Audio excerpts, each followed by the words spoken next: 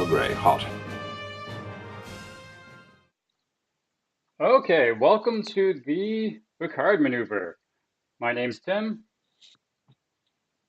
And I'm Joe. He's also known as Joel, Oh, I forgot the but L. you're an Changeling. everyman, a Joe Smo, Oh, I uh, thought you were going to say I'm a changeling. or a changeling, and So forgot that your name.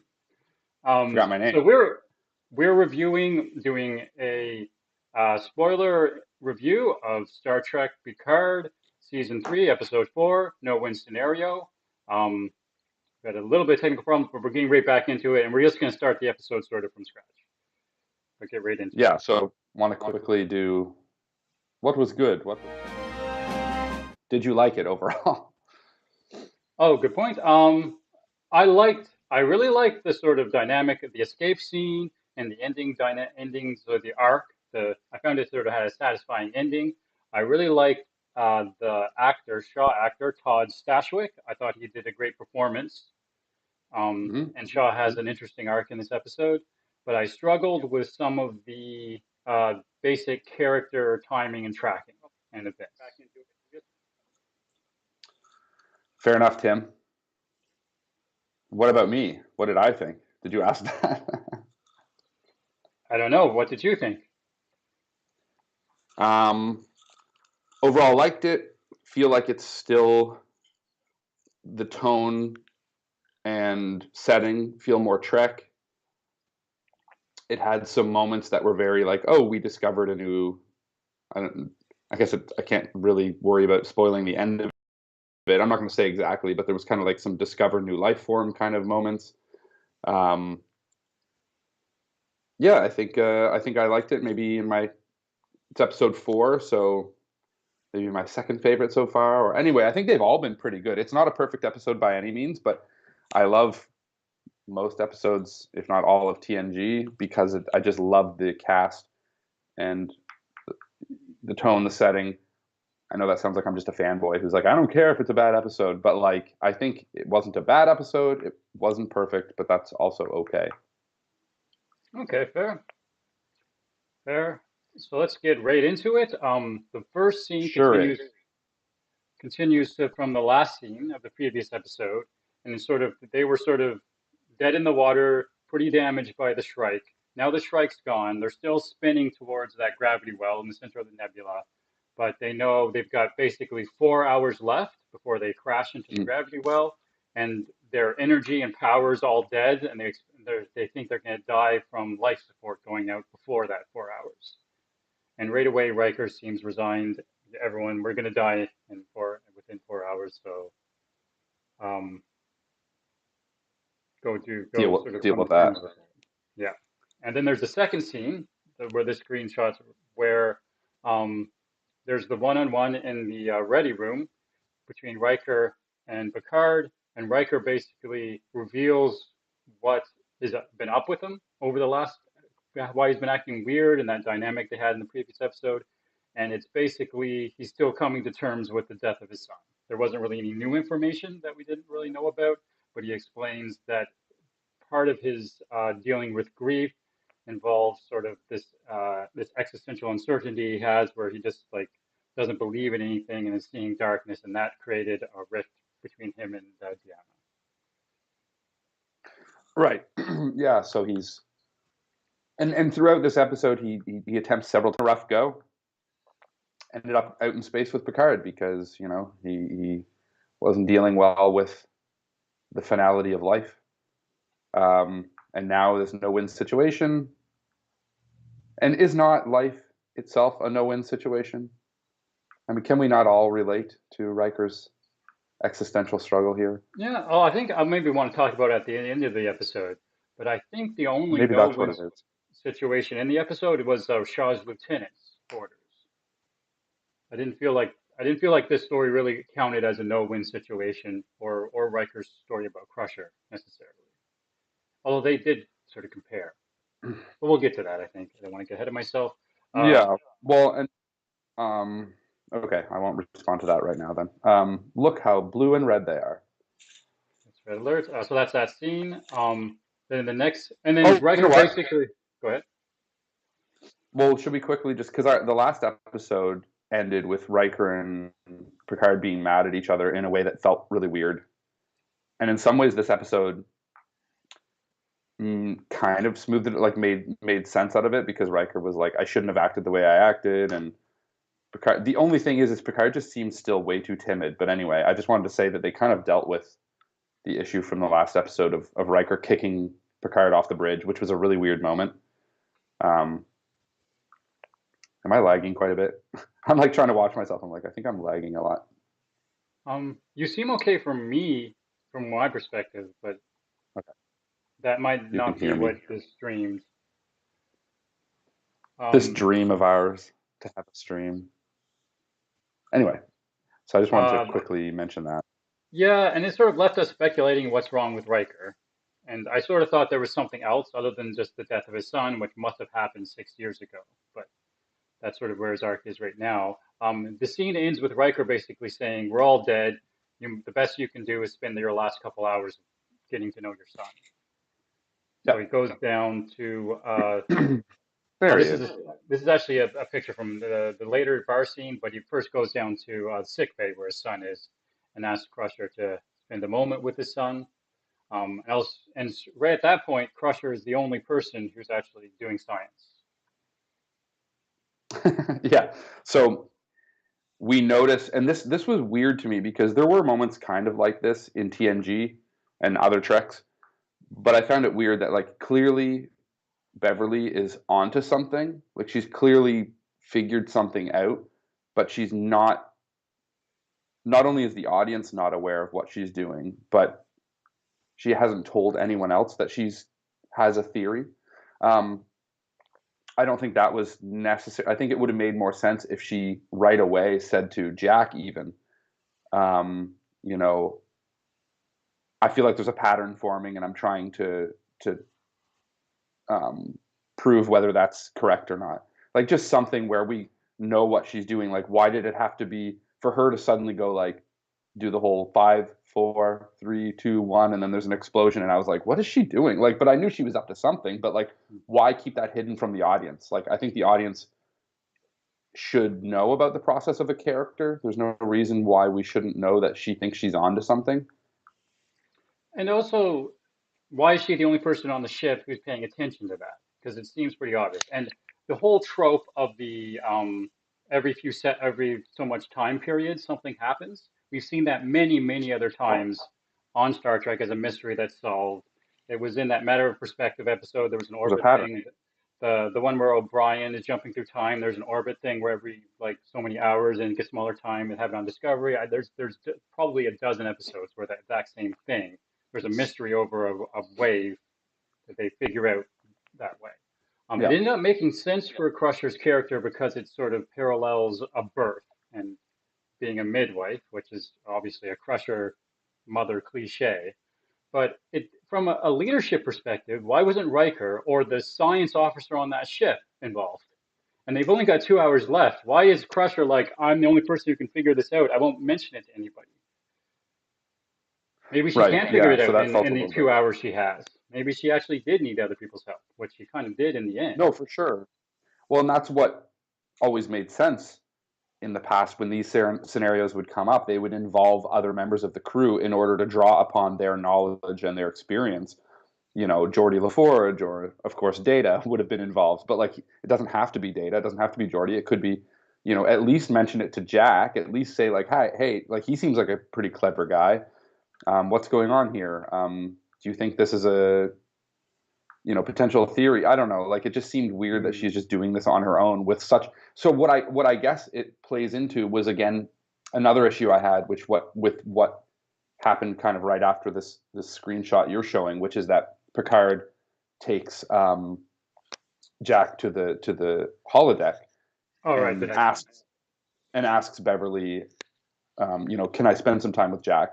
Which she says almost too casually, like if this is a no win scenario and we're all going to die within several hours, I would think she would also be like, and I guess they didn't want to make this episode they didn't want to ruin the possibility of Picard spending that time with Jack because that was a big character, that was a big kind of story arc. But it just seemed very casual that she was like, "Sure, take him, go have fun, go have a chat." When like I'm not gonna live much longer, and he's my like son, and I'd probably want to spend time with him too. So there was that, and then also just her casual demeanor around this paying attention to the patterns in the explosions and whatnot. It just seemed those two things seemed a little too casual for how dramatic the scenario actually was. They should be kind of pooling all their resources to figuring out how to survive this situation and not just. And I get for Riker, I kind of understand his reason for maybe doing that because he's already struggling with death and just being like, okay, well, whatever, this is the end. Let's just. But for everyone else, like they should still be fighting and figuring this out and like trying to come up with ideas and I which absolutely they agree. do, and it makes sense why because they're all smart and they figure something out. But anyway, so yeah, what did you want to talk about next? Because do you want to go to the holodeck scene or let's talk No, about there's the Seven scene. So 7 of 6. right after that, Riker's still in his ready room, and Seven comes to see him. And in this point, I was certain, in this scene, I was certain Riker was a changeling. So Seven tells him there's a changeling on board, something that we learned at the end of last episode. And Riker immediately says, "Don't tell anyone. Don't tell anyone. Keep the changeling a secret." And then he says, "Also, you try to find the changeling alone. Don't work with anyone. I won't even reinstate your commission. You'll still, so you can't work with anyone. Everyone will think you're supposed to still be under, locked in your quarters. And that's the only way you'll go look for the changeling." And I mean, I was Right. certain that he was a changeling at that point. And then Seven's reaction to that is just like, yes, that makes sense. And I was certain that she thought he was a changeling and that she was going to immediately go, to talk to someone else and they'd get Riker.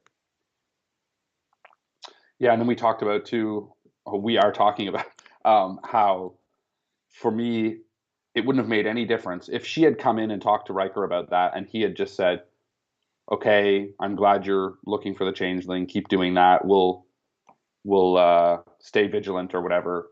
It wouldn't have changed. Like there was no reason for him Yeah. to act weird about it Yeah, for him to because he did act reference weird about all that fact and say like, "Don't tell anyone," like why the writers introduced that, and it's even weirder because in the next scene, Seven goes to talk to Shaw, and it's sort of the start of their arc in this episode because they have a partnership arc in this episode, and Shaw immediately establishes some rules about how to recognize a changeling, about how a changeling wouldn't know about things about your past or like particular things that very clearly and seem to specifically um, prove that Riker can't be a changeling because a changeling Riker wouldn't it. Yeah, have these problems with his past and his son and stuff. Um, so it was weird that the writers yeah. even It's introduced that and then hmm. shut it down that way. Um, Do you think it almost seems like the writers at one point might have written it that Riker was the changeling, but then they wrote that part out and switched it, but then almost like kept his dialogue the same for when he was a changeling and didn't like rewrite his dialogue because it does feel like that. It feels because I was going to say not only Riker's dialogue, but then I don't want to skip ahead too much, but I'll just say I think I can skip ahead just to say this, which is that when Seven does find the changeling, it's very like there's no drama around who the changeling is. Like it's literally just a hmm. random person walking and they're like walking by her in the hallway. And it's kind of like, really? Like that's it feels like a bit of a throwaway on the drama they could have you that could have happened if Riker was the change. Like if it had been Or Riker, it even would have been so in the much more final interesting. scene, and we'll get to that. But I think I actually think Yeah, you're so anyway, 100% right. And we'll talk about the bar scene next, but I'm certain the bar scene was initially written different, and then at late they changed a lot of the bar scene, and that's why it's so confusing. And we'll get to yeah, that. it seems like and Certain, that does certainly. happen. So as someone who has written and been in kind of writers' rooms before to a small degree, but it does happen because these episodes don't just, you know, it's not a chat AI that like puts them together, which is now like what everyone's doing is writing their own episodes with these AIs, but it's a bunch of people getting together and they're in writers' rooms and they're throwing ideas around. And sometimes a rewrite happens and it doesn't completely bury the previous draft to a point where you can still there's still hints of what the previous draft was. So I do wonder if there was a draft of the script where it was different and they didn't hide that well enough, and you can still see I'm little. getting more and more certain of things like that. To Yeah. wrap up this scene, though, the other sort of important thing from this scene is we have the start of Shaw's arc of sort of starting to respect Seven more. So there's when he's sort of explaining how to recognize a changeling, he does this thing where he is respectful to Seven and says like, "We started out on the wrong foot, but you're actually a good commander, et cetera, and you deserve to be here." And then he says, "And that's what a changeling would say." But even doing that, even saying that, made it clear that Shaw was self-aware enough to recognize that dynamic. You know what I mean? And actually, I thought that was way too specific for a changeling, as an example of something a changeling would say too, right? Like it didn't really actually work as something a changeling would say because it was a very sort of loaded, specific thing he said Mm, about their relationship. But it's more important for the start of their arc, so they start working together at this point. right. Sorry, I'm just reading. We did get a couple messages from Steve. Oh, go ahead. I have an idea. Let's make everyone suspect. You instead of me. Oh, and then he references the episode of The Simpsons with Who Shot Mr. Burns, Oh, okay. and then WS for Waylon Smithers. Oh, and And you know what? Maybe that was a lazy attempt at the writers to try to kind of say, let's make everyone a suspect and make it kind of, but they didn't do it well enough in that like it just happened so fast and quickly where like if anyone was a suspect they quickly weren't a suspect, and then you're just like, what was the point of even doing that? Like just let it be simple. Like don't try to in a lazy way create these dramatic scenarios and then like anyway. No, I think there. And also, there's one more What is really that? important scene that happens before the bar scene that I sort of almost forgot about, the self-contained, and that's the one with Vatic Oh yeah. and I guess Thanos. So what did you make Thanos. of this? There's actually a lot to talk about it in this scene. Why don't you describe what happened? Okay. um so Vatic, we see, has I guess also a handler or like someone above her, which we always knew, and she decides to contact this person, to kind of say, for them it would be a no-win scenario to go after them, so the mission has kind of failed, and then this evil, scary, scratchy voice person says, "No, you will pursue. Doesn't you're expendable. The important thing is to get Asset? the person." What? He says asset, I think. Calls Jack Crusher an asset, Asset. Okay. I believe. And we still don't know if it's Jack or Picard or who the asset. I think it's Picard and not Jack, but No, I think um, I got from the scene that it was definitely Jack at this point. I think she says Jack Crusher. yeah. But then I don't know. I still think it's not Jack, but maybe it is. But the other weird thing is something we've never seen before, which it seems like her hand is some form of changeling that then is the communications device, that then turns into this really gnarly, globby, gloopy, evil thing that. And I've never seen that before, and I don't know if it was that. So why is her hand a changeling? That's the And question. why? How can that communicate with anybody? Like, why is that a communications device? I'm sure a lot of people have theories out there, like what's going on here. Well, I'll say it definitely is changeling, so it matches the grosser sort of changeling goo effect we see later in the episode. She cuts her hand off with the same knife that Shinzon has in Star Trek Nemesis. I don't know if that's a connection. Really? It's sort of like a famous science fiction knife that appears in a lot of like science fiction shows, but it's the same knife that Shinzon had. Weird. Yeah, I don't think that's a connection. So she must be at least part changeling. The language, remember, I didn't think she was changeling at all. If you remember the language from the previous episode, the changeling said like-hearted individuals who also hate the Federation. So that to me sounded like they were a separate group that they were teaming up. Um, I'm thinking maybe, and this guy at least refers to her crew as her crew. So it's not like she and her crew were all changeling. This is my guess right now, is that she was injured or damaged or something, and the changelings rescued her and used their goo to like reconstitute her, and that's why she's got scars and Mm. stuff.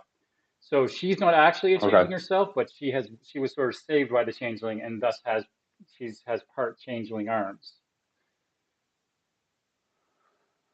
Okay. I mean, that's a probably as good a theory as there is, because like, if you're looking at like why, okay, so she has a changeling hand, what would that be, or why would that be? Can you think of, do you have any other, is that kind of your main idea? Do you have, because I'm thinking like what would, Other than because I don't think I don't think she's I don't really, 100% a changeling, right? yeah, but we won't ever know now anyway, will we?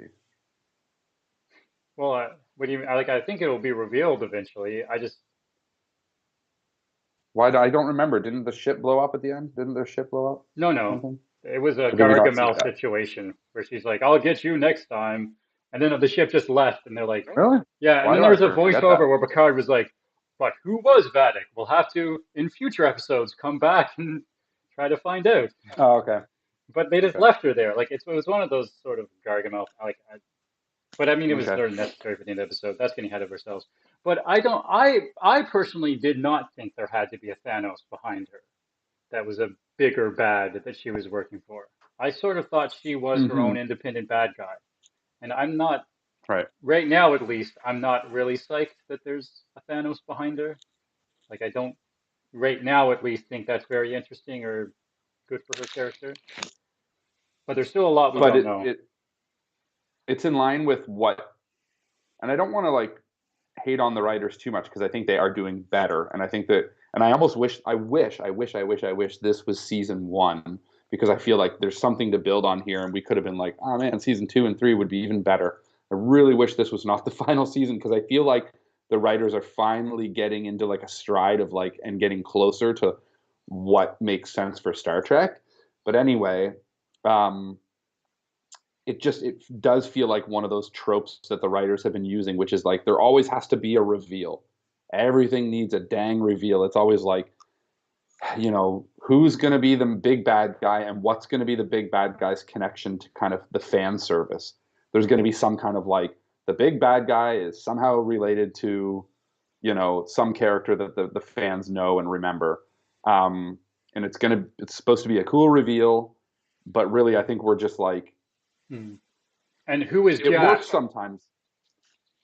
Who is Jack? What's Who is, wrong with are we Riker? going to find out Who's the secret handler of Raffi? who was the changeling?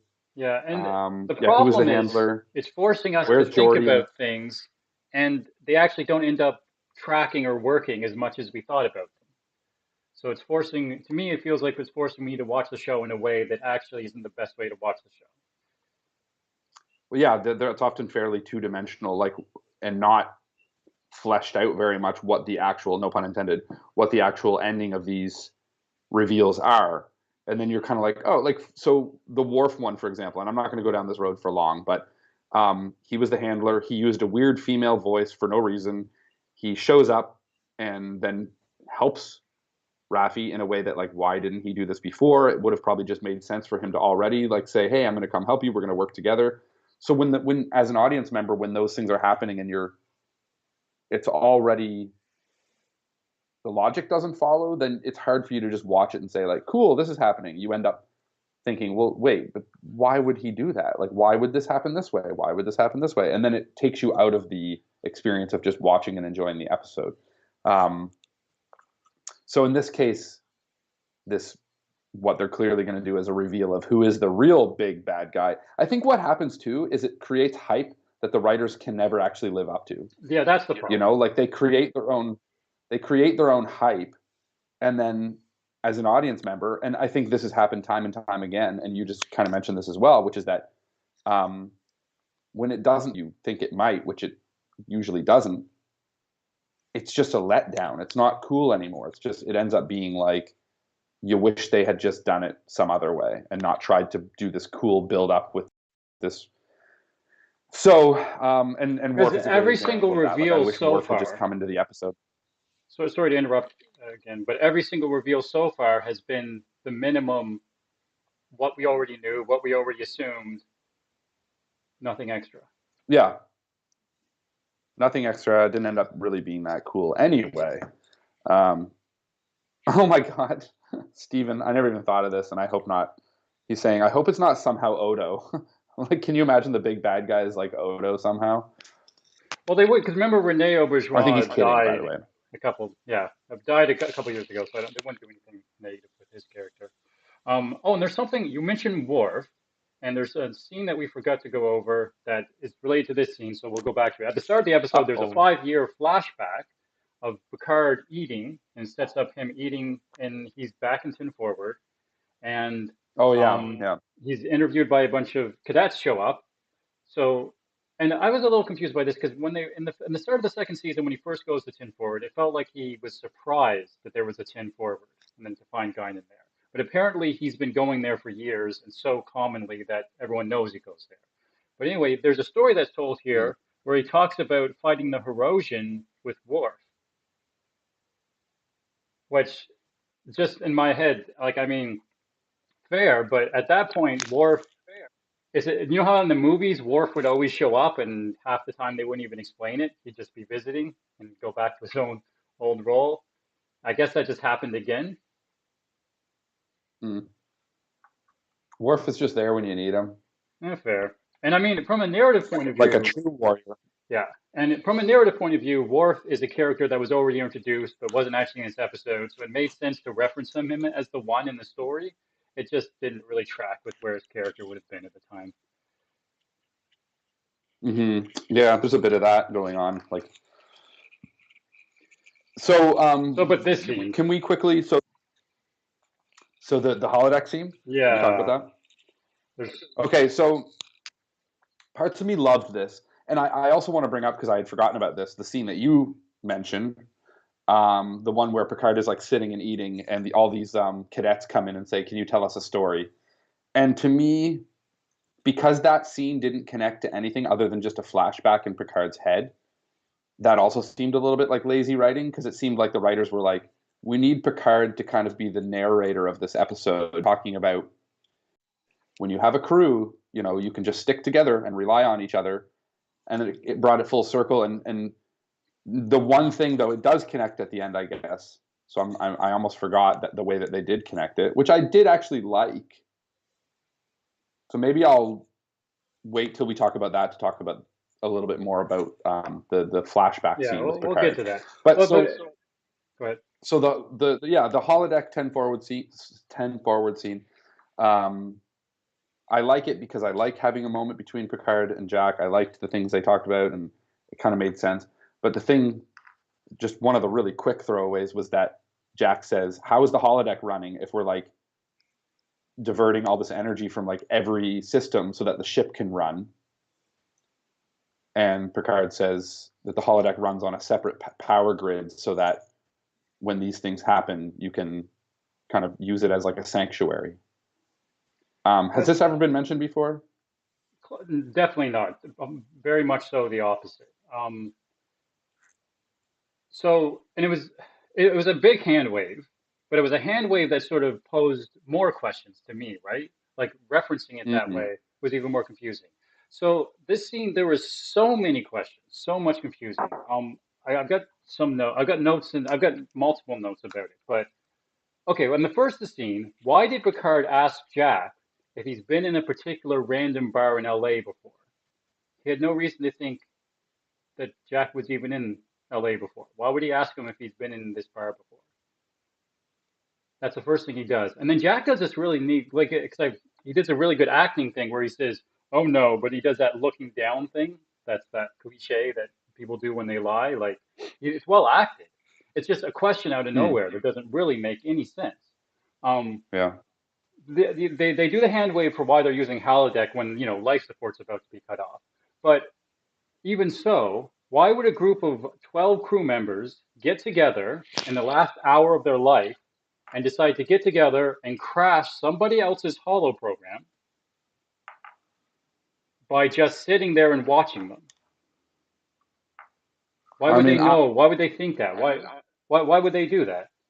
okay. Well, I'm gonna just Why and why? And then playing devil's advocate. I've got like, Yeah, I would just say, imagine you're on a ship and it's going to blow up and you're going to die. And you're a crew member. You don't have your family on that ship. You've already done your little video to your family saying goodbye.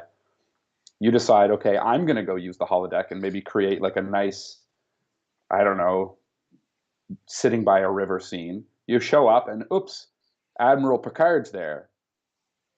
I might be But like, all of them, all 12 people at once doing this?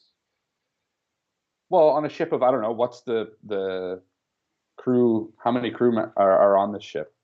Like, is I it don't think close it's to the been Enterprise? established. But no, it Is wouldn't that be the like Enterprise D, but it'd be like a few hundred, okay? So like, out of a few hundred people, maybe 12 maybe a decided couple. to do this. It's possible. And when they did show up, and you've got Picard there, I might be like, there's no better person to like live out the last few moments of my life with than to like hang out with. If your option is to be in your quarters alone, or But maybe, I mean, he's clearly having a quiet discussion with his estranged son as they're about to die. well, don't they walk in though, and he says, doesn't he say to them, "You're free to join us," or like, don't Yeah, he does like say come on that. in. But in So addition like to the, maybe he's like, he's the wise old man that's like having a moment when everyone's gonna die. I'd be like, okay, I'm gonna go listen to him in the last moments of my life. maybe, I mean, the thing is about these problems is that like maybe one of them you can find a headcanon for, but that's just the first two. Um, the other sort of dynamic is that in addition to those people, Shaw, who's drugged and limping, and also in the last hour of his life, decides to visit someone else's holodeck and crash it. Yeah, Like I sure. maybe a bunch of random people, but particularly Shaw in that state, um, it doesn't track for me. Uh, Hmm. where did the Well, he holo just kind of, program it's come interesting too from? because nobody noticed. Yeah, no, it didn't. And not only that, because the problem is too, we saw him pretty busy. He's pretty busy actually in these last couple hours. There's other things going on with him, and we'll get to that. But also, where did this holo program come from? Because they're out of contact with Starfleet. Does Picard carry around the holo program of Guinan's Bar 10 Forward in his pocket? Yes. And on top 100%. of that, and this is a classic sort of holodeck problem, but where like I'm not going to blame this scene for the problem of how do drinks work in the holodeck, but they pretty strongly established that you can't that replicators don't make authentic liquor. Synthahol. So where did the Jameson whiskey come from? Yeah, there's a And few things that it just seems almost like convenient. Things happen in a way that are convenient, but not in a way that are based in any sort of reality. And then the problem is when the writers do try to explain it, it actually makes it worse. So, for yeah, instance, two things. One being, well, I'll just bring up the one, which is that when they are on the holodeck, and Jack says, "Why is the holodeck running when there's no power?" What the writers did to try to explain it actually made it worse, and it almost would have been that's better what if I'm they saying. just didn't ask. Yeah, and they did Because, like, reference most of these other problems, but I'm already thinking no, and it about all these actually, problems. And the other problem, yeah, another sort of big problem is that Picard specifically says, "You're what, 23, 24," establishing Jack's right, yeah, age. you brought up the age. Yeah. And I mean, Jack kind of nods, but we've already established that Picard knows when they were consummated, knows the exact time before giving birth that Crusher traumatically had a big fight with him and then left and never talked to him again. And we know the context of some particular political events that Picard was involved in around his birth that were referenced. So Picard has to know his exact consummation date. He basically knows his exact birth date. Hmm. So these dates have to be right. They don't actually track with any of the other dates that we know about with any other episode, but they have to be right. Now, this whole scene, remember I was just saying about, rewrites. I am certain that this scene was originally in an actual tin forward slash mess hall location. That's where it was originally written. Right. That's why there was other crews there to be an audience, which was important for that dynamic. That's why Shaw could show up, which was important for that Mm. sort of him to tell that story in front of the crew and tell it in front of Jack. And then later on, maybe for one, they didn't want to build that set, so they wanted to just reuse the set, the 10 forward set. But in addition, they wanted to shoehorn in this completely other arc around the 5-year flashback and as we'll reveal, Jack being there. So they mashed that Right. together, and they didn't bother rewriting Yeah. the dynamic of the scene because they thought they were already so happy with the way that scene worked. I mean, that has to be the case, like that, because it doesn't make any sense. Yeah. No, I would say that is probably like we didn't previously talk about us both kind of theory that maybe in the writers' room some things got switched and then didn't get polished over as well as they usually do. And it just so happens that you kind of had the same feeling as I had, which is that it just feels like there was rewrites or previous versions of the script that then got changed slightly when someone had a new idea. For instance, in this, someone threw in, wait. What if it was in 10 forward? And what if, and this is referencing the end of the episode, but what if Jack actually was there one of these times that Picard was at 10 forward telling a story? And then probably everyone in the writer's room was like, yeah, that's genius. and it is a good idea in some ways, but then you have to rewrite everything. And that's the thing with writing that's hard. And if you're in a time crunch, which I think they were with Picard, with the Picard show, because I think, season 1 came out, then they shot season 2 and 3 together. And I think they had to be under some pretty tight constraints on rewrites. So, people get a little bit lazy, things get a little rough around the edges, and it shouldn't be that way in a perfect world, but it often does happen that way. And then you have these moments that just don't feel right. They just feel like odd or like, smoothed over quickly, which,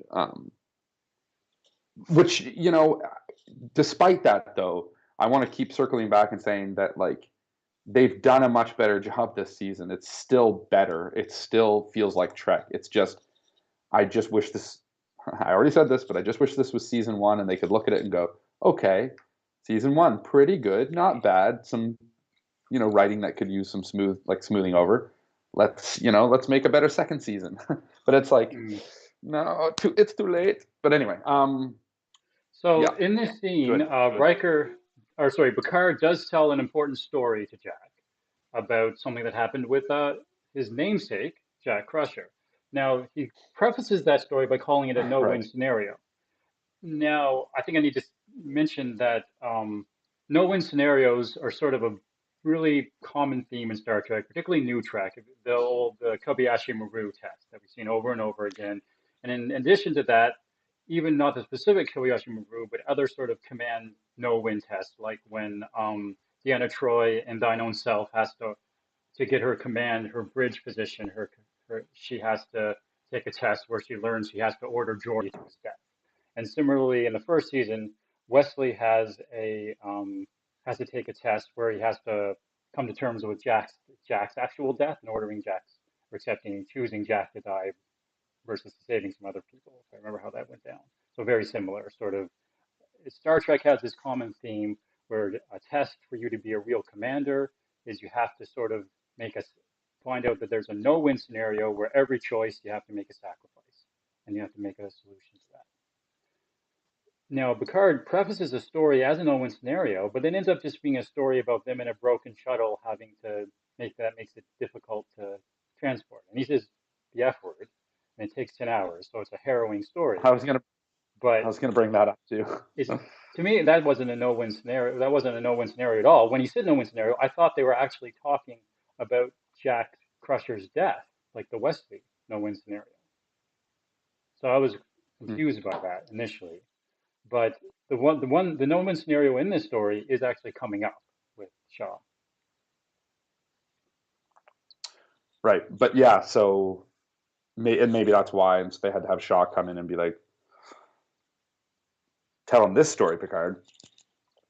And but I didn't have any issue, like, on my end of things with, to me, like a pickle. If it was an actual win scenario where, like, oh, you DJing now? I just had to switch my headphones. Change the audio quite a bit. Take a little drink of water here. My audio is different? Yeah, a little bit. But Is I it mean, better? I have a choice to go which in point, I guess. It automatically went to my microphone audio. But this is my other audio. It's not bad. I don't know which is better. Sorry to interrupt your flow there, though. I thought I could do it without interrupting you by quickly switching. No, I called it out. I needed to point it out. Because I'm also coughing. I have this cough, which is great. So, I'm not sure. I think to me, like a scenario where like the only way to survive is some weird. But so you're thinking more like a no-win where someone has to die. Yeah, to me, the no-win scenario is one of those command Kobayashi Maru tests. Whereas this scenario, we're going to die. We need to solve a problem. But there's most episodes are like that. Most element, like their solution to the problem and the actual problem and the mystery of the sequential waves or whatever, were all stuff that's pretty common. We've seen in many other episodes, and they weren't no-win scenarios. They were just we're going to die unless we solve this problem scenarios. There was a win. Yeah, there was clearly a win, and the win seemed pretty handedly there for them to solve. They didn't have no one had to order anyone to die. That's why it's not a no-win scenario. That's what I'm saying. Or no one had to order the Kobayashi Maru to be destroyed, or for you to sacrifice your own ship to save the Kobayashi Maru, etc. Okay. Fair enough. I hadn't had an issue with that until you kind of brought it up. But I see what you're saying. I think, to me, I was kind of looking at it from the character's perspective. When Picard and Jack were in that ship, did they think they were going to go to they were going to die? Yes, probably. But yeah, it's not like they're sacrificing one thing to. So I'd like to hear like other people's opinion on that one. I wonder if, well, there's a nice photo of Shaw. Well, that's what I'm saying is Shaw's story about the lieutenant, that actually was a no-win scenario. And I thought, like I said, his acting in this was fantastic. I struggled with it because I was so distracted by all the nonsense in the rest of the scene. But I think and the overall outcome being, the reveal being so predictable. But the acting in the story I thought was really well done. Yeah. Yeah, I thought it was interesting too, and just to kind of round out this scene, it was interesting how how the scene finished. So he was clearly upset at Picard because of the, guess who caused this no-win scenario? It was Locutus of Borg, and he mentions again that whole what did he say? He lit space on fire, or yes, he did say something about that. I don't think I noted that line down. Exactly. Been used a lot, even from remember the song there, that I don't want to light the world on fire, and it seems like they keep coming back to this idea of maybe somehow that will be this evil big baddie in the end. Maybe it is like future. Nah, I was gonna say maybe it's like future Picard as Locutus or something weird. But anyway, but he limps in pretty drugged up and drunk, and he's drinking. The reveal of his backstory is that he was at Wolf 359. So right. I think that's something a lot of I don't know if we had time to talk about it before, but that was sort of the obvious thing for his backstory was Wolf 359. It's basically the same backstory as Sisko, sort of a traumatic thing. I did rewatch the scene with Sisko in Emissary, where he sort of confronts Picard in a similar way. Yeah. I don't know if you remember that scene. And a couple things happens in this. He tells a story that I'm calling no-win scenario, where basically he's on the ship, the USS Constance, likes the Saratoga, is destroyed in an attack at Wolf 359, and there's like 30 of them, and there's only 10 spots left in the escape pod. And then a lieutenant comes down, and he's chosen as one of them. And he sort of does this scene about me, I'm just this dipshit grease monkey from Chicago, or I'm completing two sentences he does, but it's a pretty intense story, and as well said. I was a little, but I was a little sort of again disappointed with the reveal, basically being just sort of what we all expected. I actually pegged him to being too young. So Wolf 359, if this is actually 2401, which it must be, was about 35 years ago. So I kind of thought he was under 50. But I guess the actor is actually like 55 or something like that. So it works. Yeah, he looks for that age. What did you feel about his sort of relationship with Picard then in this dynamic? I thought it overall made sense. Like, it kind of explained why when Picard was on the ship in the beginning, he was like treating him really badly and doesn't like him because he saw him as Locutus killing a bunch of people that he knew. His anger kind of made sense.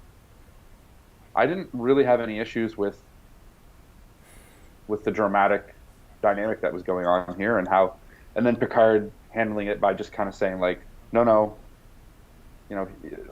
I guess it was a little weird because sometimes it seems like characters forget why they're originally doing what they're doing, because in this moment, like, he's there with Jack trying to like deal with getting to know his son before he dies, and then when Shaw freaks out, he just kind of is like, it's okay, and then like walks away without like kind of saying, Jack, you want to come with me, or let's keep talking, or he just kind of walks away from Jack also, and then Jack has to like follow him.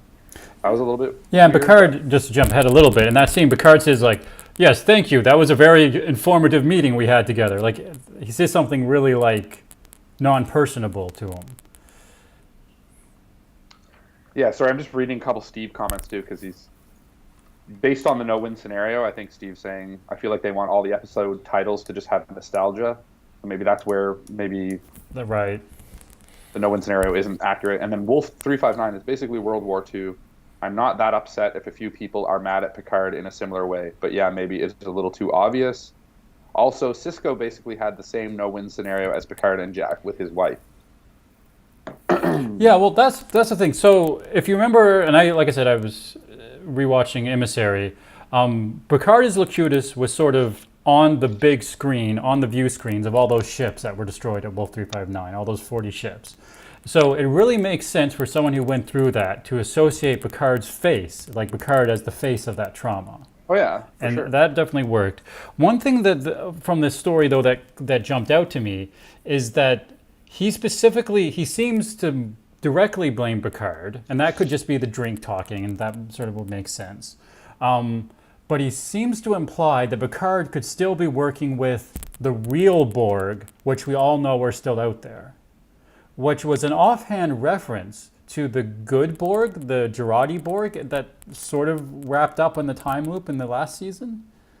And he's saying they're still real Borg, and that we still should be afraid of them. Which... Yeah, I don't know. I didn't even really connect too much to that. I felt was one thing I don't think reasonably anyone could still blame. Like, Picard has never showed any indication, or we never explored that he could be still be connected to the Borg in any way. No. There was that weird dream at the start of First Contact, but I think that's sort of explained as just an independent dream anyway. I don't think it even really makes sense that was actual telepathic communication with the Borg Queen, although it sort of suggested it in the movie. But regardless, I don't think we can really blame Picard for someone who could still be a threat as far as the Borg. And the reference to the real Borg, when we hadn't really referenced the Borg at all, and the wrap up of the previous episode to me was a little sort of distracting. Mm-hmm. Yeah. Because Steven says him being an android now would surely cut any Borg link too, which is of course I would imagine true somehow too. Yeah. But yeah, and that's another thing I forget about sometimes, that he's synthetic, he's not. Well, I mean, everyone seems to forget that. Although, as you mentioned, they mentioned it twice. I think you said they made references to it twice. They did, which is more than the last season, I think. But at the same time, they've done more references to Deep Space Nine and more references to Voyager than the events of the previous seasons of Picard. So it's not like they're doing a lot of references to the previous Picard seasons. Mm-hmm. But sorry, I'm just looking over my notes too. But yeah, no. But overall, I thought that What's the next? scene was really well acted. So you liked it, you just didn't like how it came about and how it fit into. Well, I just spent the whole because I've ended up watching this scene several times. But the first time I saw it, I basically missed most of this story because I was so distracted by like the ha moments that in the setup and being like, and that sort of, I immediately went to this, okay, these writers, because they're acting like they're not on a holodeck. They're acting like they're in an actual tin forward mess hall. So I was thinking about the writers doing the rewrite. And then I was just so confused by that. And then him just saying, oh, I was at Wolf 359, don't you know? And I was like, yeah, of course I know that. And then, but like, I sort of missed all the parts I liked from it initially. And I've rewatched it a few times, and in rewatching it, I did sort of notice, like, I was able to sort of break down, like, all that, like, 5 or 6 questions that actually don't make sense about the scene. But I was able sort of to more appreciate, I think, really good acting on his part. Really good drunk acting. The problem is, he's not drunk or high in the next scene that must take place a minutes later, so it doesn't. Yeah. And in a broader sense, right now he's in the middle of a sort of I'm going to start respecting you more arc with Seven. And Seven's also ex-Borg, and that's supposed to be she's also sort of the face of the Borg that he has like some trauma with. So this scene actually contradicts timing, how drunk he is, and thematically the other arc of this episode for him, which also makes me feel like this was very, like, they thought it was an important scene, but it was quite shoehorned in at this point. Well, I wonder too if, like, even in a rewrite they had a because often one of the things people complain about in TV shows and films is the time passage and how characters can get from one place to another in what appears to be like seconds. And so maybe they did have a middle scene, like in between this and the next with Shaw, where it made it seem like a little more time passed. But the problem is they've already set themselves up with saying we're all going to die in like 2 hours. So it's hard to say that much time passed because we know that not much time passed. So it makes it even worse. Again, I think it is just a little bit of a foresight in the writing, or short-sightedness in the writing to say it'll be okay. He'll be on the holodeck, then he'll be in bed again, and it'll make sense because people are like, time's passing. But unfortunately, it's hard to, like, it was jarring. I didn't mind it so much, and I actually think in some ways, again, this season compared to other seasons, a lot of the writing is actually is circling back in ways that they haven't done. It is better writing. And one of the things I think is that now we do know why Shaw was kind of disrespecting Seven and also Picard, because they're connected to the Borg, and he had a very terrible experience with the Borg. I also feel like he's, like you're saying, his arc with Seven is starting to come around as far as, like, respect. But I feel like that's going to happen with Picard really soon as well.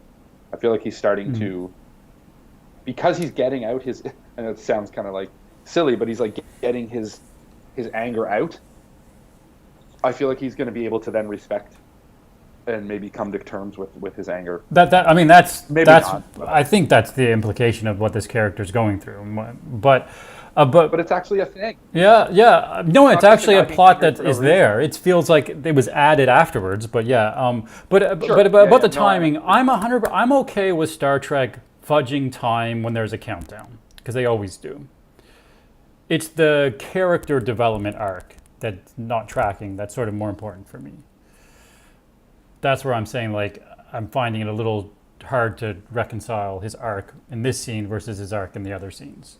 Like, it's not the timing. I can be okay with the timing because I've seen worse on Star Trek as far as the countdown.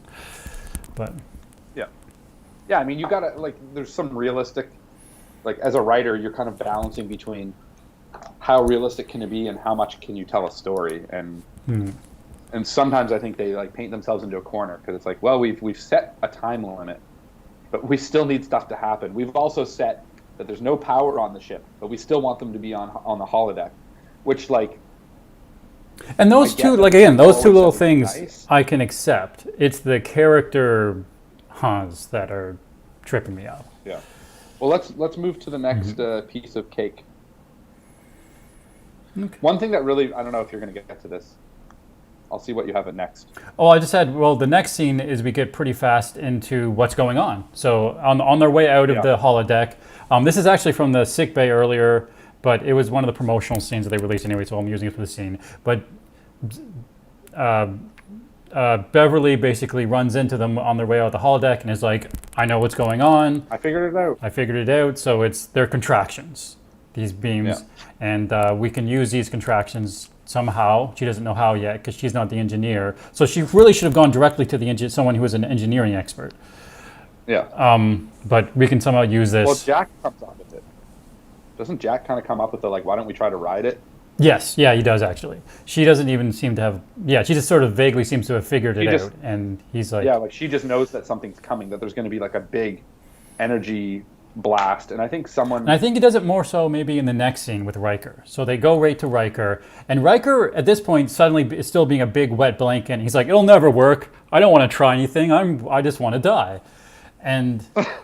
But they're like, no, we can do it. And this is the scene where there's a line, I wrote it down... Bob's your uncle, Fanny's your aunt. yeah. And the engines will work. Yep. Yeah, that was Jack that said that, right? And yeah, I also felt that Riker's dragging his heels on this and then suddenly being like, let's do what we're good at. Like suddenly he's the one almost being like, no, like let's do it. It's going to be great. Felt again like the writers saying, well, someone needs to be against it because we need drama in this scene. It can't just be like they come in and say, we think, and then in this situation, like if this was TNG, the drama is created by the fact that they don't know if it's going to work. Like it didn't have to be Riker saying like, no, I don't want to do it. He could have been like, okay, let's try it, but this is going to be hard. Like it might not work. Like that's fine to say. It's fine to not be sure about it, but for him to be like, no, we're not doing it. And then suddenly, I forget what it is that turns the tide for him. Well, Picard, actually, Beverly says it's Beverly, Troy would take the risk. And then Picard has this line, I wrote it down. If this is the end, let's face it together, doing what we know, what we do best. And that's what convinces Riker. And he's like, okay. And the plan is to open up the nacelles so that they catch the energy of the wave. And then that'll push them out while simultaneously fixing the warp core. Yeah, which, again, it's... really similar to a bunch of things we've seen before. Yeah, but that's... Which is fine. I mean, it's okay. Yeah. But I'm just saying that, like, from Riker's perspective, him being like, we should never try it when we've tried riskier things before, just didn't track. One thing about the scene... It worked fairly well. Sorry? And it worked, like, really well. It didn't even really cause... Wasn't even that hard. Any more casualties after that. Nobody else died. It's like everyone was fine. And they destroyed and they did damage the Shrike. But one thing that was weird about this scene is, I don't know if you noticed it, but it was in the ready room, and it was Riker, Picard, Jack, and Crusher. There was no one involved from the actual ship in this scene. That's also weird, yeah. Like when it tends to suddenly the actual crew, who are clearly fairly capable of doing what they're doing. Did I freeze? Uh-oh. I see you as okay right now. Oh, okay. I just started moving again. I was frozen for a bit. But yeah, like you'd think they'd involve the crew, like because I feel like LaForge being the pilot, and then you had like different people. Like I think there was a science officer on the bridge that was Vulcan. Yeah. I assumed that was a science officer because he was sitting kind of in Spock's spot. Yeah, and was Vulcan. So like, why not like invite the actual crew to be? What? I sort of pictured that the actual crew, the actual engineer, the actual science officer was in another room also figuring this stuff out because they actually are doing their jobs. What's your idea? Because remember, we had the same idea. This crew has been together for 5 years through 36 missions, apparently, even though they don't seem to know who anyone is or have any familiarity with Shaw. I mean, I think it's a writer thing. Like and it's a bit silly, but I'm okay. I didn't hate it. It's like, because I also just don't hate seeing. We want these to be the characters. It just right, exactly. I think like fans almost get annoyed when like too many new people are included in a way where it's like, we don't want a new crew. We want we want our friends. There is something that happens right here that I did note that they do after they decide to do it. There's a pretty awkward, at least in the stream I was watching, a pretty awkward commercial cut. I hate those. And then it goes next I to don't it. know why. And I had never always noticed feel those so before in New Trek. But in Picard season 3, this is like the third time I've noticed it where it really seemed to break the action. And remember in the first episode when Raffi discovers the attack and she goes to District 8? And we were so confused about what that. We thought she was going to another planet, and we didn't understand who she was talking to. And I had to watch that scene like 3 times before I understood that it was a commercial cut and not a cut in her travel time. And the only giveaway for me is when they always have the volume drop of the music. There's like, a weird this, edit that. Yeah, there's a weird lowering of the volume, and it definitely is. It's pretty darn distracting. Like I feel like there's ways that you can edit for the versions that people watch on Crave or wherever you're watching it, where like it's more seamless. Yeah, and you know that's a time. I think that's a time thing. I think they just didn't have enough time to smooth it over for. Maybe, because I just don't remember noticing that even on older Picard that much. I think a couple times we noticed commercial breaks in Picard season 2, but not as bad. I never noticed it in Discovery. I don't think. I think they were just like, we don't have time to re-edit it for this platform. We gotta go with it, everyone. Sorry. Yeah, you must be right. Someone's making calls. Some big producer out there is being like, we just gotta go with it the way it is. Fans will like it or hate it. It's just the way it is. Perry. Okay. His name's Perry. One thing that really annoyed me, just quickly, because I think we probably already went past it, to bring up kind of the negative marks, because I did like this episode, was when Seven's looking for the changeling, and Shaw gives her these tips, like the changeling needs like a jar to like live in or whatever, and she goes looking around for it. And when she finds it, it's literally behind like a glass window where you can see its silhouette. Yeah, and it's lit up. So why would an undercover changeling like have the most obvious Odo's classic changeling bucket, changeling bucket, like, right there? Like, why wouldn't he just use whatever's around? Or hide it, like. Or hide it. It almost seemed like they were trying to do. Remember in I forget which. The original series movie, but I forget which movie. The one where the actress from Kim Cattrall. Oh yeah, Undiscovered Country, and there's some assassins. The boots. Yeah, the boots are hidden, and it was kind of like a moment, kind of like that. But like even those boots were like way better hidden than like this changeling pot that just, which like is a really important thing for a changeling to have. Like without that, they basically lose all their energy and turn into they lose their shape and. I think they kind of die or go into a hibernation or something, right? Yeah, they need to just like spend time as a goo. And back to the Undiscovered Country, I believe there's a montage of like the entire crew looking for those evidence instead of just one person by themselves looking in the one place where it could be. Yeah, it seems like the first room she went into, and like I almost wish that there was a line of someone saying like. It's a jar, so you might see its silhouette, and then she like just looks over, like literally. And here's a picture of its silhouette with Odo's picture. Remember, you showed him. yeah, exactly. So we knew exactly what it looked like, and it looked exactly the same. And then she decides, after Riker tells her keep it a secret, whatever, she's just gonna walk through the halls like holding it. And maybe in some ways that was her way of trying to draw out the changeling. Yeah, because I think that was half her plan. Was to get the changeling to come to her. But then it was like it's a pretty big ship, and the changeling. That's the other thing. So the changeling was walking down the hall with another crew member, and decided to attack her. Just happened to be there, and attacked her. Yeah, just happened to be there. But then he got away in that scene, so that he could be in the later scene. So why did they even have that confrontation? He slithered. Yeah, and one thing I did notice about that scene is that it was, I don't remember if it was before or after, but it was similar in time to the scene with Vatic, where she cuts her arm off, and she shoots the changeling's arm off with their phaser, and there's a similar effect. So visually, I might have just been added to remind people that what Vatic was doing was similar to being a changeling. Steve just said something. Also, at least for Odo, changelings, it's suggested that they think Odo is weird for sleeping in a bucket. Though I guess maybe that's not a super important gripe. I'll just sit here with my Genius at Work shirt. Okay. Fair.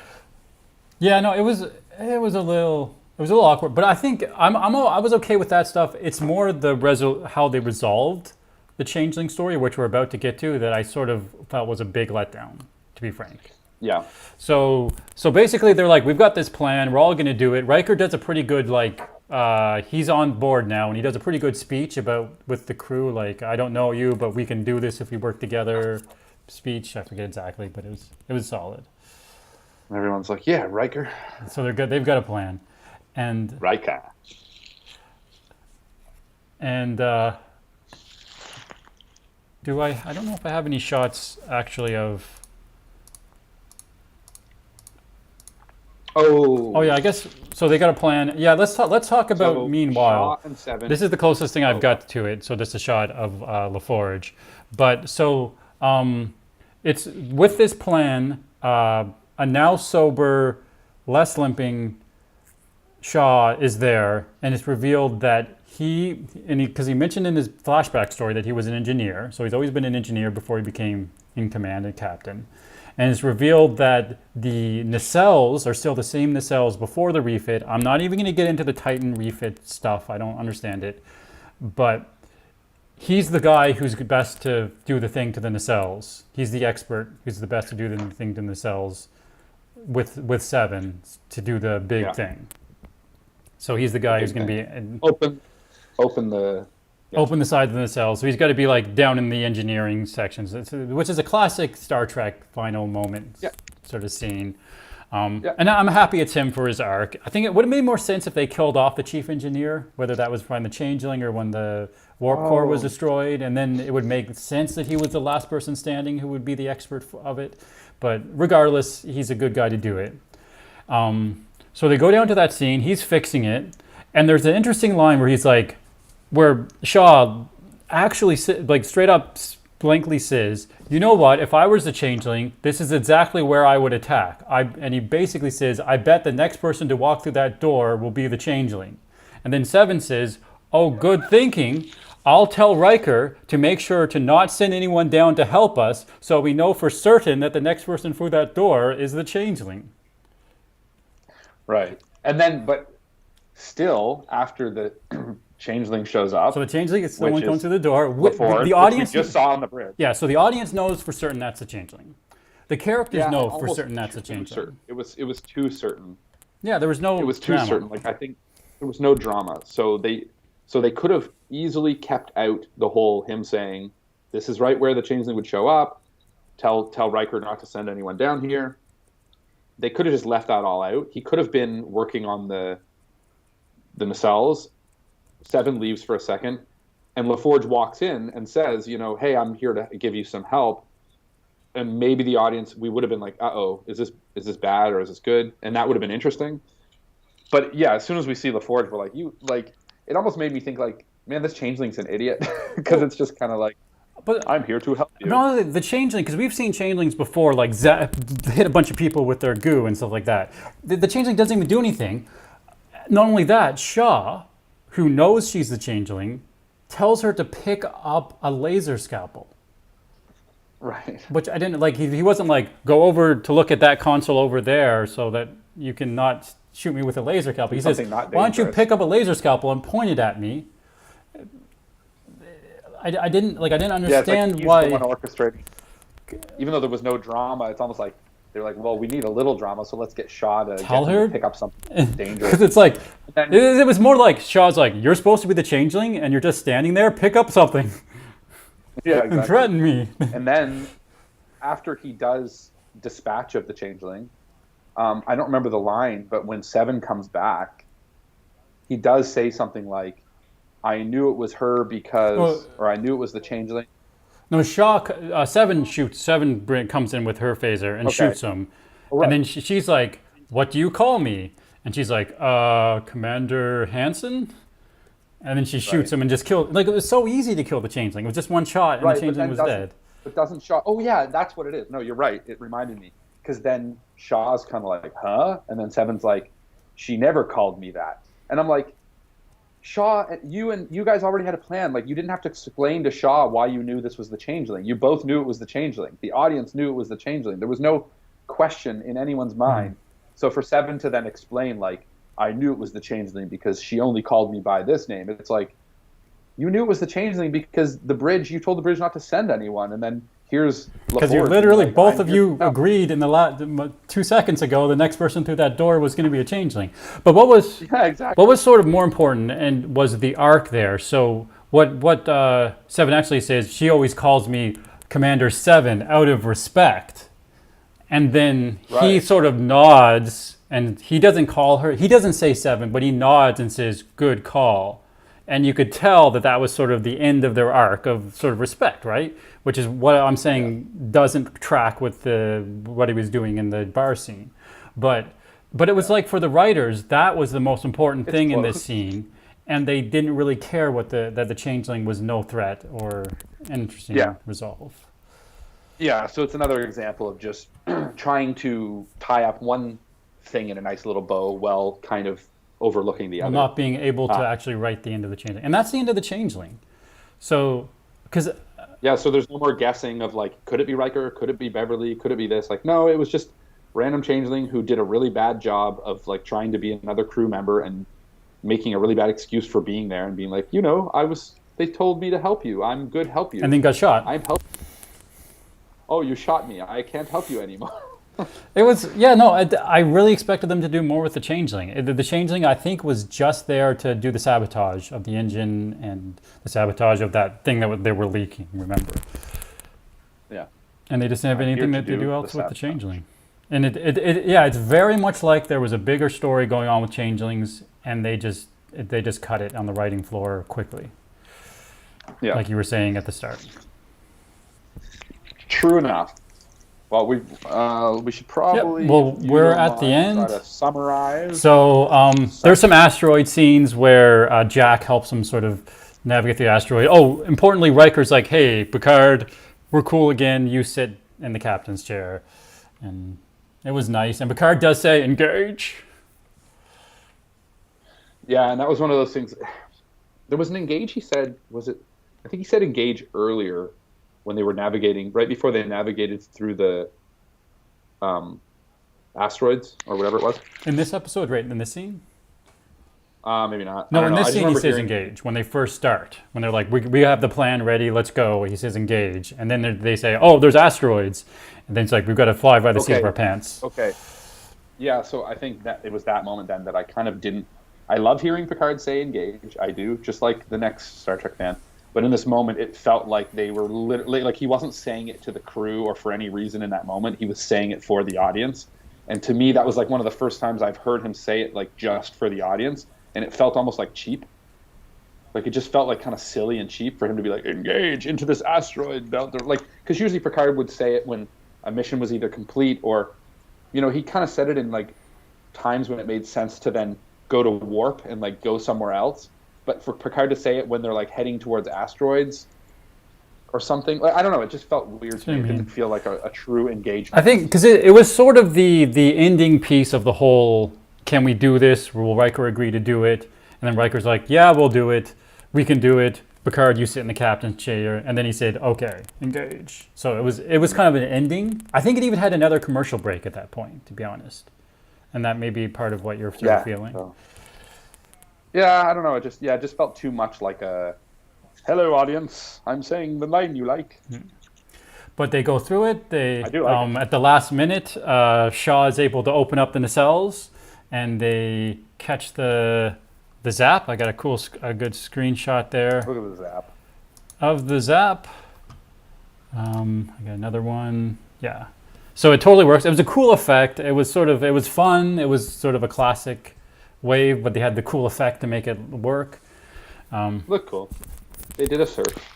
Yeah, I liked it. I thought it was again, some of these moments were part of what had me going like, ooh, it's Star Trek again. Like, it's not like a wave from an alien ship trying to destroy them. It's a wave from like this what was it called? Gravity well, pushing out. But was actually maybe a life. birthing. A birthing. Do you have that? Do you have that shot? I do. There they are. There they are. They're not great. So they were kind of squid-like. The jellyfish. That's what I was looking for. The jellyfish squid things from Farpoint were specifically referenced as a comparison. So I felt Yeah, they brought that up. I felt maybe they might be a little bit related to those. There was a spacefaring alien from the Deep Space Nine first season episode with Q, where Vosh had trapped one or had one in a jewel or whatever, and then escaped, and it looked kind of like these things did too. So we've seen other things like that. But it was a classic Star Trek moment, and there was a line where there's like seek out new life forms. And then Riker's like, we're going to boldly go the hell out of here. Yeah, I didn't like that. Like, I didn't mind Riker saying boldly go the hell out of here in some ways, but I also was like, so again, it's a bit of a fourth wall break. It's like the audience knows that that's what, Picard says, and that was like kind of the mission statement. But like, they don't actually know that. They don't really know that, and they don't really use that. Like, I don't think people who are on a ship like would actually say that. And I think so. It was Beverly, I think, who said to seek out new life. And I'm like, yes, you've been doing that for like your whole friggin' career. Yeah, and it was like we didn't need you to say that. We got the moment. It was too self-referential for the moment, maybe. It was the only good thing about it, and it wasn't quite this cheesy, but it reminded me a little bit of Deanna's line, great joy and gratitude. Yeah, I feel like at the end of Farpoint, that it was a little bit like that. They had similar music going on too, I think. Like that's another reason we made the connection between those aliens. Yeah, I mean, and I think the writers intended for it to have a similar feel when, suddenly it's like, oh, this was an alien all along, and it was just protecting its child or whatever it was. It was beautiful, trying to survive. So the only thing is that if this had been a Star Trek episode, like really true to Star Trek, the drama in the episode would have been connected to this alien, and it would have been more about like learning about it versus like. But I mean, obviously, they're doing, instead of doing episodic stories, they're doing the full season arc of like, which I still kind of miss the episodic, but and I think birth and childhood and protecting children does seem to be the central theme. Like I said, I suspect that is still probably something to do with Vatic's motivation, although her just having a Thanos a little bit obstructs from that. Yeah, but and they didn't. Okay, yeah. So let's. So that's that. I think that was good. It felt very Star Trek. It felt very. Like I really liked it. Again, I wasn't a huge fan of the whole like great joy and gratitude moment with Beverly saying to seek out new life. It's like, yes, we know that. Overall, it's a good scene. You don't need to say it. There is one more big scene. There is one more. Yeah, I was just gonna say and I remember seeing it going like, what the heck is going on? So everything wraps up. I should say Picard. They leave. We didn't say Riker throws an asteroid at Vatic's ship, the Shrike. And did you just throw an asteroid? I did, or whatever. Yeah, and then they just leave the Shrike. Although they're pretty damaged, so it makes sense that they wouldn't like stay around. But they should call someone ASAP to get on that Shrike, because the Shrike's damaged right now. So they should figure out what's going on. Well, if you need to call someone ASAP, you can always call me ASAP. They should have called you or somebody. No. The joke would have been you would have said after that, "Okay, sounds good, ASAP." Oh, I didn't. Because you're calling me ASAP. So you set me up, and I totally fumbled.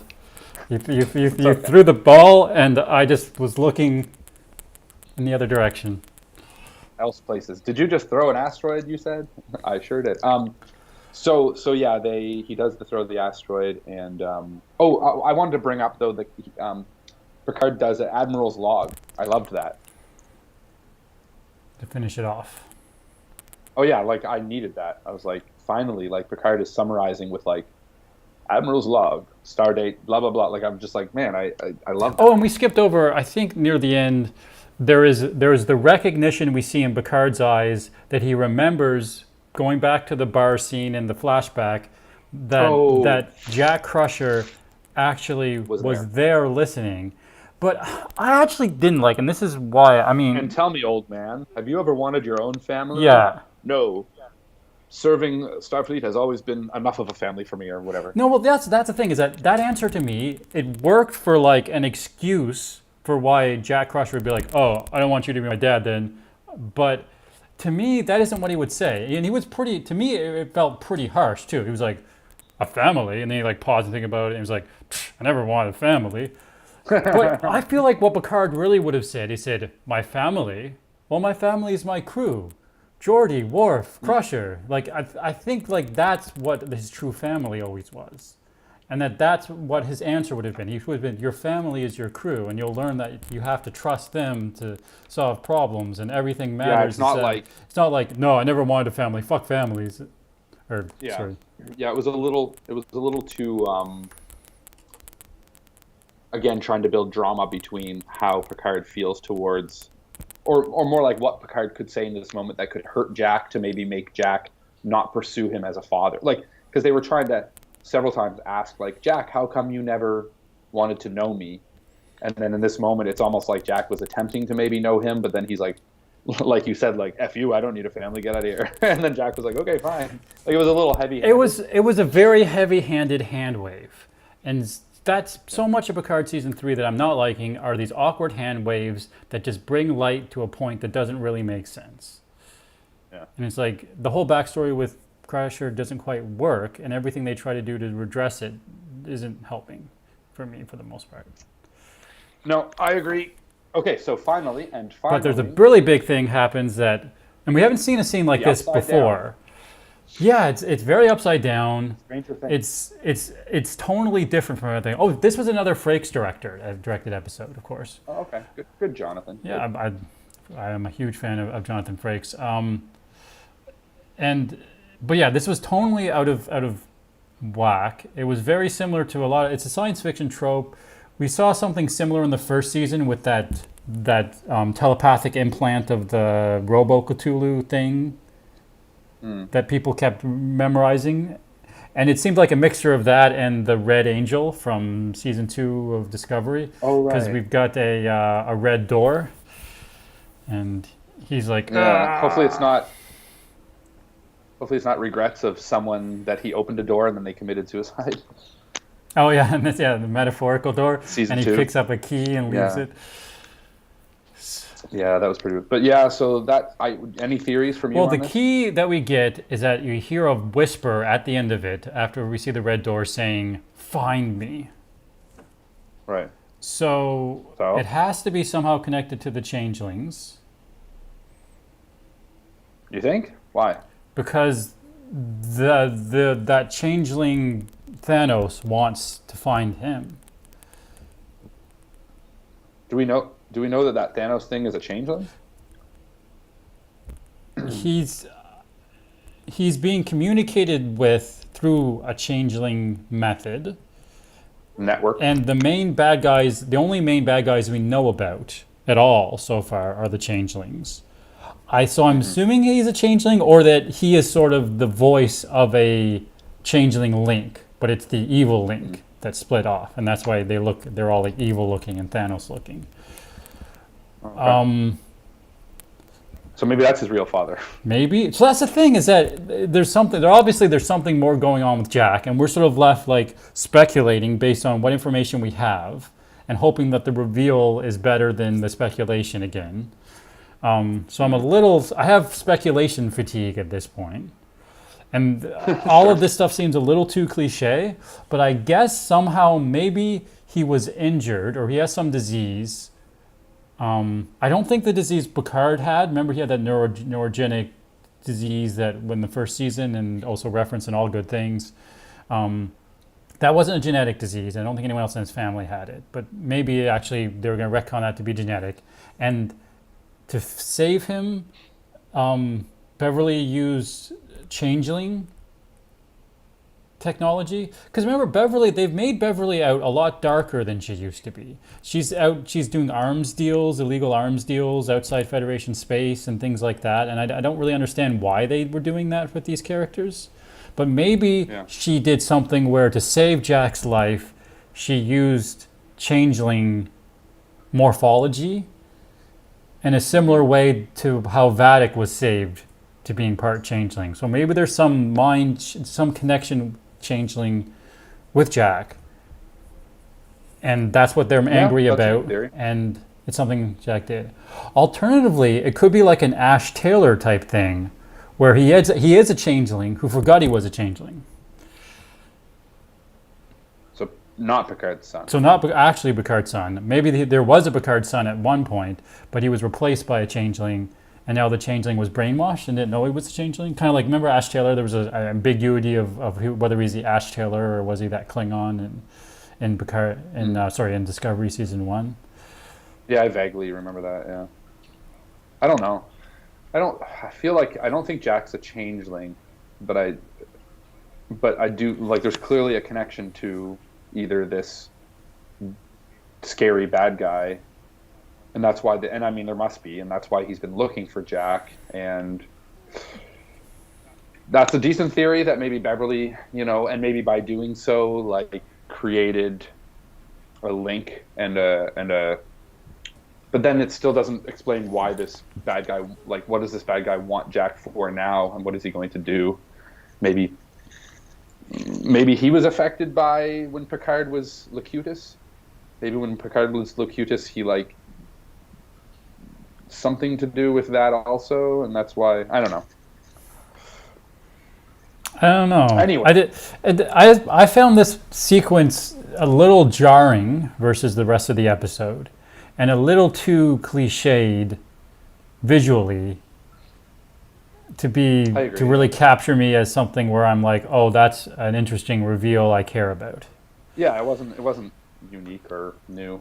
And I think I think they referenced. I think Raffi mentioned the red door in relation to the final terrorist attack already. I think I may be misremembering, because remember there was the Red Angel and other doors that we've encountered recently. Okay, well, anyway, I think we've been streaming for a while now, but I think we gave it our best shot.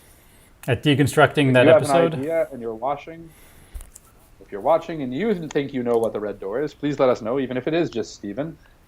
Even though Steven hasn't been watching the episodes, but we will continue on our trek, our Star Trek trek, our Picard trek of watching the episodes and reviewing them. Oh, Steven also just made one point that in the Nexus in Generations, it showed, in the Nexus at least, Picard's biggest regret at the time was not having a family, which doesn't track with his dismissiveness over having a family. Oh, for sure. I mean, there's some weak points, and it doesn't all add up. But overall, I'm liking it. Yeah. Again, I feel like if you could someone who watched it as a binge of all 10 episodes and treated it like an action movie where they didn't have to think about the reveals or care about character tracking and how old people were and what time, how long ago certain things happened, this would be way more enjoyable. Which is on us for how we're watching it, I guess. But overall, like, it had some great moments, and it's much better than previous Picard still. Agreed. Agreed. All right. What do you think? You want to wrap it up? Yeah, it's time to wrap it up. Okay. Well, we thank you for watching. If you did. If you didn't, why didn't you watch? And please watch. Subscribe to us. And prescribe to us. And we will continue doing this, and hopefully we see you sometime in the future. Watch us again. So thanks for watching, and it's been enjoyable. As always, I hope we kept you engaged. Like, it disappear again. It's not working for me. I can't cheers the camera. It just makes look. Because it detects sort of depth or something, right? With the way it works. Yeah. Well, it just somehow doesn't do my. It knows my hand isn't a cup. Must detect skin color or something a little bit, or I don't know. Maybe odd shapes. Maybe because like a hand and stuff, and then a mug is too sharp of a shape, so it's like, let's make that go away. Oh, there it is. Papa Bear. Whoops. That's working now. Oh, there it goes. Anyway, okay. That's inconsequential. Great background. That's a good way to end this episode. Stephen calls it Joel's cloaking device, which tracks. There we go. All right, thanks. We're excited to see the next episodes. The Dole maneuver. And what reveals are revealed on the Who is the Titan. changeling? Nobody knows because they're all dead. Okay, bye. Bye. Outro. Outro.